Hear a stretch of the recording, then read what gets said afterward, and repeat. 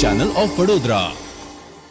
વડોદરા શહેરમાં સહકારી ક્ષેત્રમાં નામ ધરાવતી શ્રી છત્રપતિ શિવાજી સહકારી મંડળી લિમિટેડની ત્રીજી શાખાનો માંજલપુર વિસ્તારમાં શુભારંભ કરવામાં આવ્યો છે। શ્રી છત્રપતિ શિવાજી મહારાજની તિથિ અનુસાર જન્મતિથિ સાથે જ ગણેશ જયંતિના પાવન દિવસે વડોદરા શહેરના માંજલપુર વિસ્તારમાં આવેલ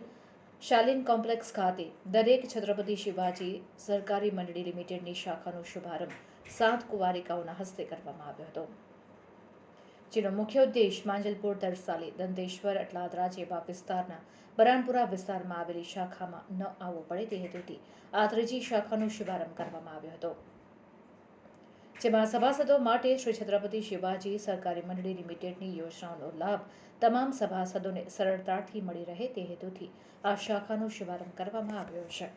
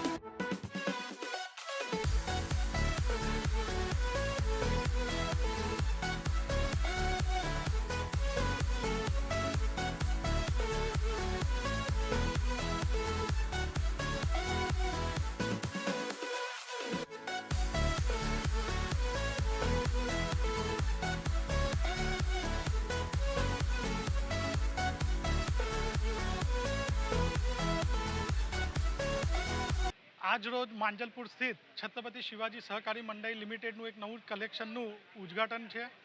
આજનો આ પવિત્ર દિવસ એટલે કે આજે છત્રપતિ શિવાજી મહારાજની જન્મજયંતિ, તેની સાથે ચોથના દિવસે